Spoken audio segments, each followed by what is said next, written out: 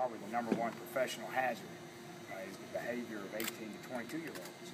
And but I can assure you guys this, that there's not one player, there's not really one member in the whole organization that we're not prepared to go play without.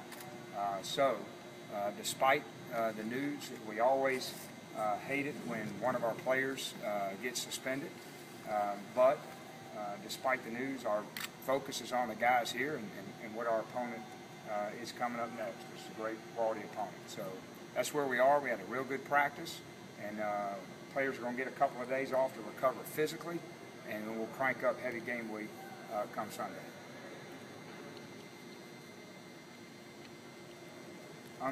Can you just tell us how you presented it to the team this morning, that his absence? Yeah, same way, just how I did you guys. So, I mean, it was, here's the news, got to go play NC State. You told him this morning? Mm-hmm. Was this a surprise for you, or had you seen this come in? Like, was this a process, or just something happened and you guys had to? Well, there were recent events, yes, that led to the ultimate decision. Is there a possibility he could play for you sometime this season? I mean, our expectation is he's not.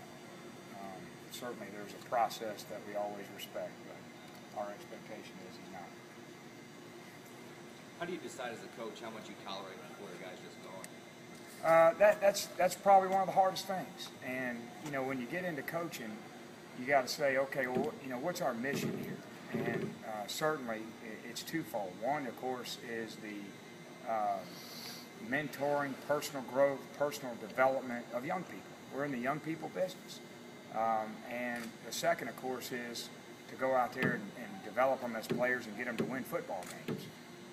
But the one thing I'll never do is apologize for trying to help shape, develop, change behavior of young people. Because, you know, for everyone that you feel like you don't get a hold of, you see 10 to 15 over time, you do. And that's why you're in it. And so I don't think it's any different than parenting. And it's very difficult. It's probably one of the hardest things you can do.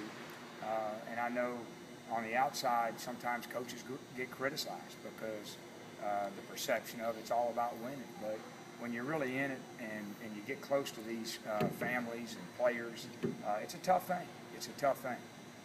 So, you know, we're proud of all the work we do with our young people and helping them. But inevitably, things happen where you can't go on.